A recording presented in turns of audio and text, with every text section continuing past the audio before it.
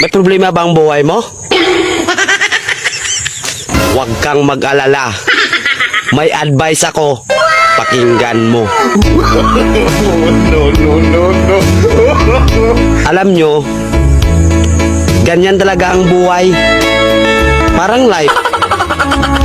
Basta yung importante ay mahalaga. At kung saan ka masaya, dun ka happy. Basta huwag kang maniwala sa swerte. Kasi malas yun. Minsan ay sometimes.